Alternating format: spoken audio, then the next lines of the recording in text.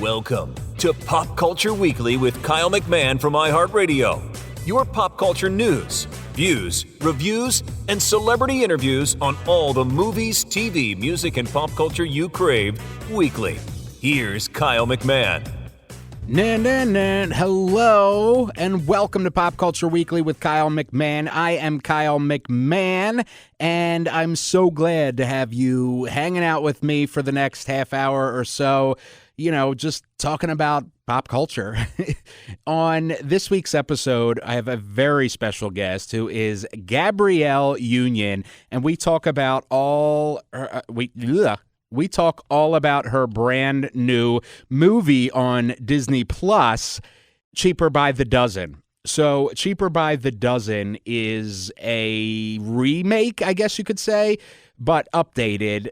It was actually a best-selling book that came out in 1948, and it was later turned into a movie by Fox in 1950, and then there was a sequel to that called Bells on Their Toes a couple of years after that. Of course, then there was the 2003 version, which is the one I grew up with Steve Martin and Bonnie Hunt. And I love that movie. I mean, it's just, one of those movies. I just love that movie. And of course, there was a sequel to that, Cheaper by the Dozen 2. And, there were some pretty awesome people that starred in the Cheaper by the Dozen 2003 version, including Hilary Duff, Tom Welling, and Piper Perabo. And it was, by the way, directed by Sean Levy, who is an incredible artist and actor on his own. He did, of course, the Night at the Museum series, Free Guy, which, I talked with the cast of Free Guy a few episodes back as well. So in the updated version, which is streaming exclusively on Disney Plus, it is directed by Gail Lerner, and it stars Gabrielle Union and Zach Braff as the parents, Zoe Baker and Paul Baker, who bring their mixed families together, essentially. So it's got, a more representative feel to it, which is how movies should be today, And it is really, really, really great. I'm sure you could have seen my review up on popcultureweekly.com. So anyway, I talk with Gabrielle Union. I love this movie. It's a very, fun, feel-good, real movie in regards to real being representative. Also, speaking of website, I have a brand new section of my website which organizes every single episode. It shows the guests. You can look by topic, look by guest. You can look by whatever you want. It's really cool, and it's podcast.popcultureweekly.com. So I hope you check that out. All right, without further ado, let's talk to Gabrielle Union. And by the way, she is so freaking amazing. She started out way back in Saved by the Bell, actually, and then did some bit parts on Star Trek Deep Space Nine and Sister and stuff like that. She was also in She's All That and 10 Things I Hate About You, Love and Basketball, Bring It On. Did I say Bring It On already? No, she was, the lead in Bring It On. Think Like a Man and Think Like a Man 2. And on the TV side, of course, she was Mary Jane Paul on Being Mary Jane, and probably most recently on TV, live in front of a studio audience. She was in the Different Strokes and Facts of Life episode, and that's such a great series of specials. So anyway, and let's not forget her music video history. She was in Paradise with LL Cool J, Miss Independent from Neo, Man Down from Rihanna. I mean, she's just a powerhouse. She has a few books out. One is a memoir titled We're Going to Need More Wine. Then she followed that up with her first children's book, which is, an ode to non-traditional families. And it's called Welcome to the Party, and it's inspired by her daughter. And then she just released a second memoir called You Got Anything Stronger? Stories. So she's just an overall, businesswoman. Jay-Z is like, I'm not a businessman, I'm a businessman. She is a businesswoman. She's just her own, company. So without further ado, again, I keep saying that, but there's so much to say about the amazing Gabrielle Union.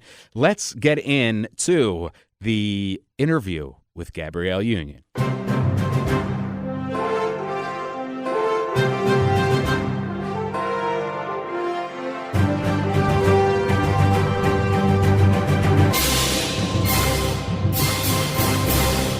Thank you so much, Gabrielle, for speaking with me. I really appreciate it. No, I appreciate you having me today. Of course. So first of all, I love Cheaper by the Dozen. It's a great film. It really, for me, is a kind of like a throwback to when I was a kid. Like, I feel like we're missing a lot of those movies today, but it's got this very current, more representative of the world we live in now. Why was it important for you to play Zoe? I mean, as a Black mom who's a part of a large blended family, who's, my extended family has always been very inclusive of all kinds of people. You might have a grandma, an aunt, a cousin, and like a few neighbor people all living, in the house together. But I've never seen that reflected and celebrated on screen.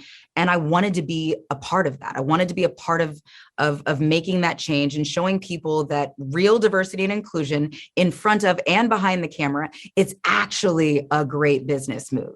Like, diversity actually pays off in a dollars and cents way, not just it's fulfilling to your soul, or it should be, but it's actually great business.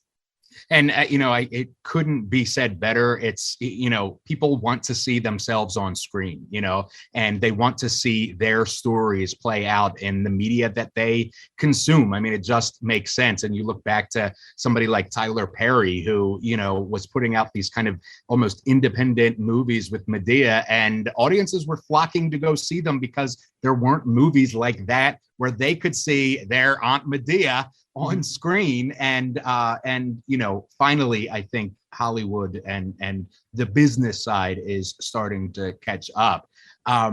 You do, as you just said, you have a kind of a blended family. Did you see yourself, your family, in Zoe?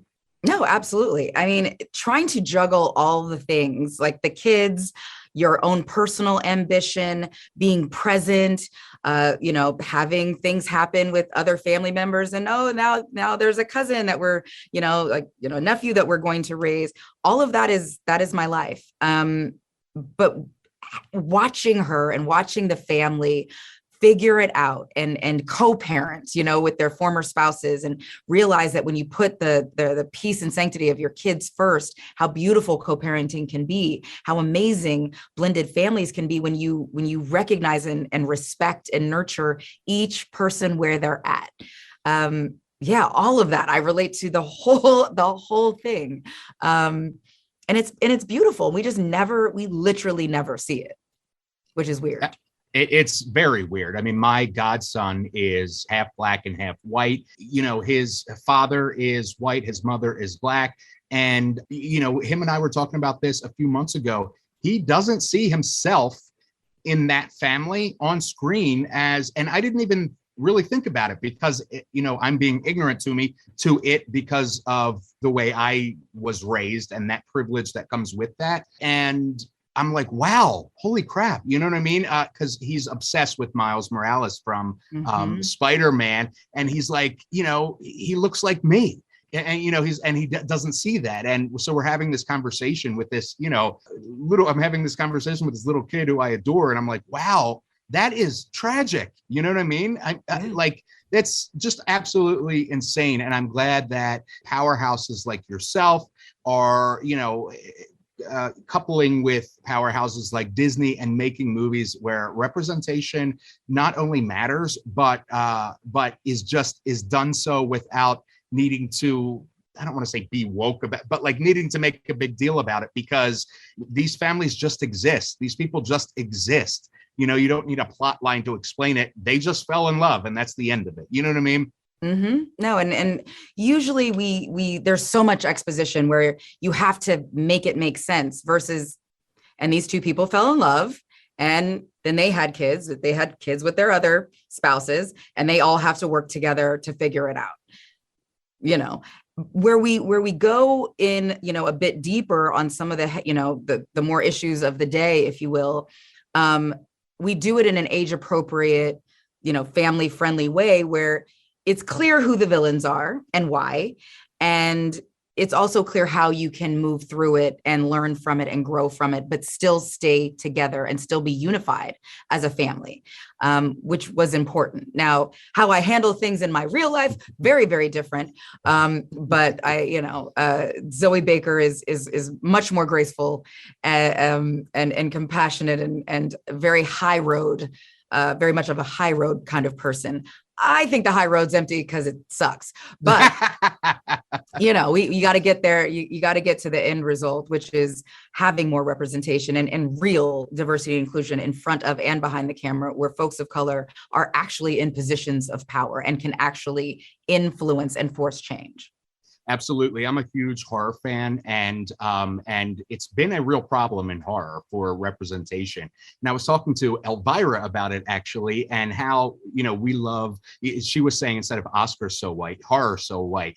And we were saying how, somebody like Jordan Peele, who's just this creative genius, and, everybody loves him. And then he has empowered people like Nia DaCosta, who comes and makes Candyman. And so it's not just representation in front of the camera, it's behind the camera too, which is just as important for the people that are telling these stories as the people that we see acting out these stories. And I just hope that it continues. And, you're a huge part of this, just opening these floodgates to reality, the world that we live in. And if people have a problem with that, that's their problem, because, that is the reality of the situation. And, you're gonna get left behind. Exactly. You're going to get left behind. Yeah. Exactly. And I'm with you on the high road. I try to take it, but it just doesn't. Sometimes I'm just like, you know what, your thoughts are outdated and will die off soon enough. So, but in any event, thank you so much for speaking with me. Oh, and by the way, you've had an illustrious career, just named a couple of years ago one of the most 100 influential people in the world. But I think my favorite thing that you've done, one of my favorites, is Saved by the Bell, the new class, where you were both Hillary and Jennifer. So just a shout out to that character, Gabrielle. Thank you. Thank you. I appreciate it. Have a great day. All right, you too, man. Bye.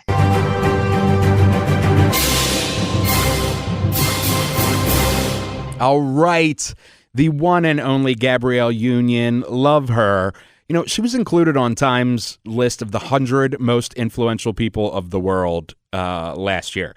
Pretty freaking insane. Such a talented woman, such a big supporter of representation from, race to LGBT to, just equality. So love her. You can't not like somebody as cool as her. And and that's the thing. And she's cool as hell. She is so dope. I really, really, really love her. So hope you enjoyed that interview. Cheaper by the Dozen is streaming now on Disney Plus exclusively. And let me know what you think about the film and the interview. Hit me up on social, Pop Culture Pod CA, or Pop Culture Weekly on Facebook, or KMac Music on Twitter and Instagram, whatever you want to do. And don't forget, when you review the podcast, Pop Culture Weekly, on Apple Podcasts, you are entered to win a prize pack. And Spooky Lukey won last episode. He won an awesome prize pack with some movies and some merch and all kinds of cool stuff. And I got to follow up with him and make sure that he received it. It's been about a week or so now, so want to make sure he got that. And that could be you next. You could be the winner of a cool Pop Culture Weekly prize pack with all kinds of cool stuff.